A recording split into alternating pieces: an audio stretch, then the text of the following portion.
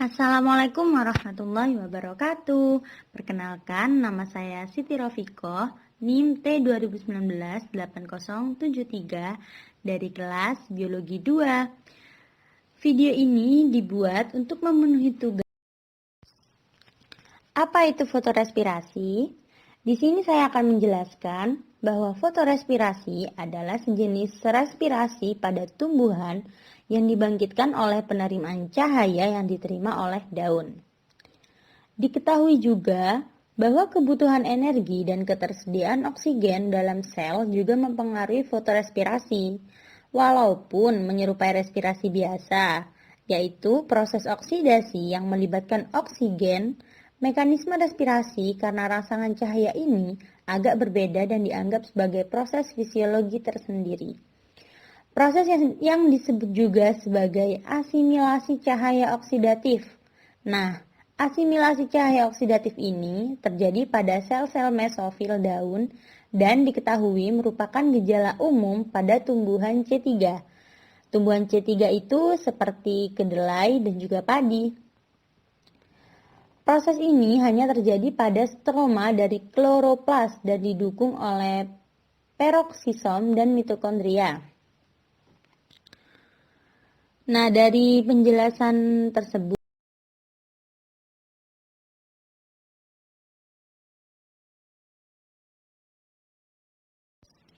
pada slide keempat ini, kita akan membahas tentang respirasi jaringan klorofil yang disinari.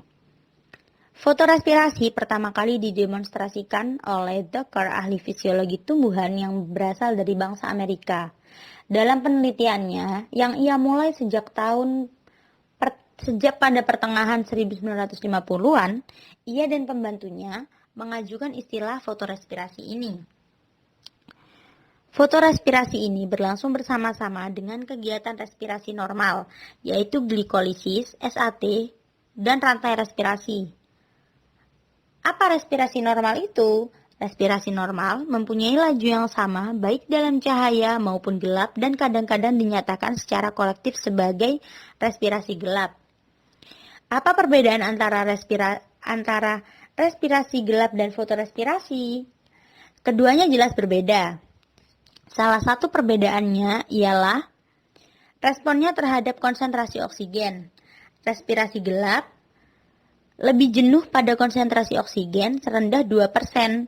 Kenaikan laju respirasi gelap sangat kecil dengan meningkatkan konsentrasi oksigen 2% sampai konsentrasi oksigen normal dalam atmosfer lebih kurang 21%. Tetapi terlihat bahwa fotorespirasi berjalan dengan laju yang lebih tinggi dalam udara dengan 21% oksigen daripada dalam atmosfer dengan 2% oksigen. Laju fotorespirasi dari daun yang mendapat sinar biasanya dinyatakan. Pada slide kelima, kita akan membahas tentang perbedaan C4, C3, dan CAM. Tanaman C3 adalah tanaman yang memiliki proses fotosintesis paling sederhana. Karena itu, tumbuhan inilah yang paling banyak ditemukan di dunia. Bahkan, menurut para peneliti, jumlah tanaman jenis C3 mendominasi hingga 85%. Penjelasan ilmiah dari pengertian ini sesuai dengan siklus Kelvin yang menyatakan kalau tanaman C3 dikategorikan sebagai tanaman yang melakukan fiksasi CO2 atau molekul berkarbon dengan bantuan enzim Rubisco. Lintasan di dalam analisis di atas yang disebut C3. Karena proses ini, maka tanaman C3 sejatinya tidak menggunakan fotosintesis untuk menurunkan kadar fotorespirasi. Salah satu tanaman yang termasuk ke dalam jenis C3 ialah tanaman mangga, padi, gandum, dan juga kedelai. Selanjutnya, tanaman C4. Sesuai dengan namanya tentunya, pengertian tanaman C4 adalah jenis tanaman yang menggunakan lintasan C4 sebagai pembentuk proses fotosintesis. Karena alasan ini, maka daun tanaman C4 sebagian besar terbentuk dari anatomic crans. Ciri-cirinya, daun mempunyai dua jenis kloroplas dimorfik yang terletak di dua tempat yang disebut sel mesofil dan seludang pembuluh. Tempat pembentukan proses fotosintesis yang berbeda juga menimbulkan proses reaksi yang juga berbeda pastinya. Untuk tempat yang pertama, proses fiksasi CO2-nya seperti telah diterangkan sebelumnya, tumbuhan C3 mempunyai laju fotorespirasi tinggi. Daun tumbuhan C3 yang disinari berbeda dengan tumbuhan C4. Melepaskan CO2 yang telah difiksasinya dalam fotosintesis. Dalam kenyataannya, apabila dalam tumbuhan C3 dalam cahaya dan ditempatkan dalam udara dengan konsentrasi CO2 dan O2 normal, daun tumbuhan C3 ini akan melepaskan CO2 ke atmosfer dengan laju besarnya sekitar 1/5 sampai 1/4 dari laju fiksasi CO2 fotosintesis. Kehilangan karbon dioksida dari daun tumbuhan C3 yang terkena cahaya merupakan satu faktor yang sangat penting menyebabkan tumbuhan C3 secara umum mempunyai kapasitas fotosintesis neto yang rendah. Jadi wajarlah kalau fotorespirasi menjadi pokok penelitian di berbagai laboratorium di seluruh dunia sejak ditemukannya masalah tersebut pada akhir tahun 50-an.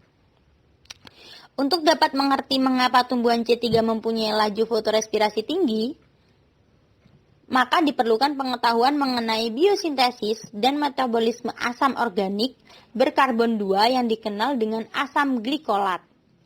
Asam glikolat disintesis dalam daun tumbuhan C3 di bawah cahaya dalam jumlah yang relatif besar. Tetapi, daun tumbuhan C4 yang disinari hanya mensintesis asam glikolat yang jumlahnya dapat diabaikan.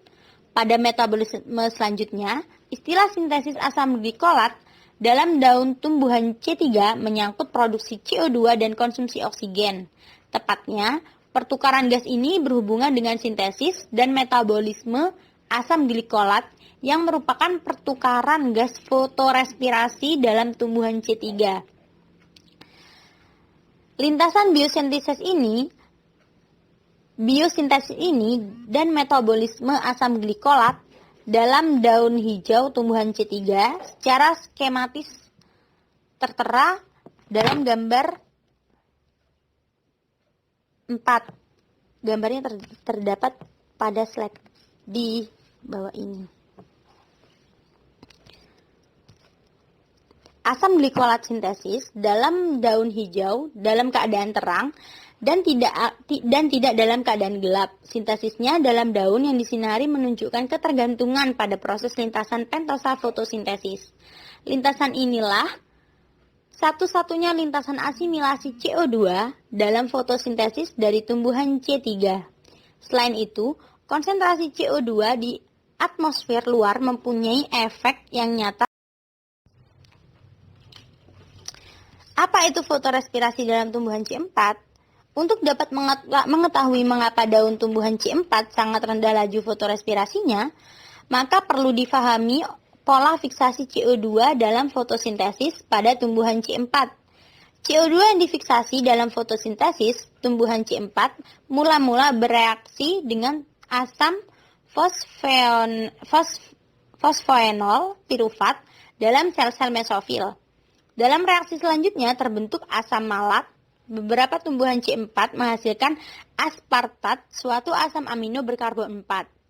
Asam malat atau asam aspartat diangkut keluar sel mesofil dan masuk ke dalam kloroplas sel seludang pembuluh dan mengalami dekarboksilase. CO2 yang dihasilkan reaksi dekarboksilase difiksasi oleh RUBP karboksilase dan kemudian diubah melalui lintasan ventosa fosfat menjadi gula dan produk-produk lain dari fotosintesis. Pola pergerakan CO2 dalam fotosintesis tumbuhan C4 ini dari atmosfer luar ke sel mesofil dan kemudian ke kloroplas sel seludang pembuluh berkaitan dengan sifat anatomi daun yang dimiliki tumbuhan C4. Sel mesofil mengandung enzim yang berperan pada awal fiksasi CO2 dari siklus asam karboksilat C4. Enzim karboksilasi dalam lintasan ini adalah PEP karboksilase. Di lain pihak, enzim lintasan pentosa fotosintetik terletak dalam kloroplas sel seludang pembuluh. Enzim karboksilasi dalam lintasan ini adalah RUBP karboksilase. Jadi, pengaturan aliran karbon dari mesofil ke seludang pembuluh tergantung pada penempatan reaksi-reaksi dalam kedua macam sel tersebut. Salah satu dari perbedaan penting antara kedua enzim karboksilasi tersebut adalah afinitasnya terhadap CO2. PEP karboksilase mempunyai afinitas yang lebih besar terhadap CO2 dan RUBP karboksilase. Sebagai akibatnya, tumbuhan C4 mempunyai laju fotosintesis neto yang lebih tinggi daripada tumbuhan C3, terutama apabila konsentrasi CO2 sangat rendah. Konsentrasi CO2 ini biasanya terdapat dalam ruang antar sel jika stomatanya tertutup. Keadaan seperti ini dapat terjadi apabila tumbuhan.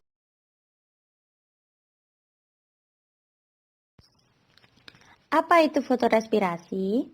Di sini saya akan menjelaskan bahwa fotorespirasi adalah sejenis respirasi pada tumbuhan yang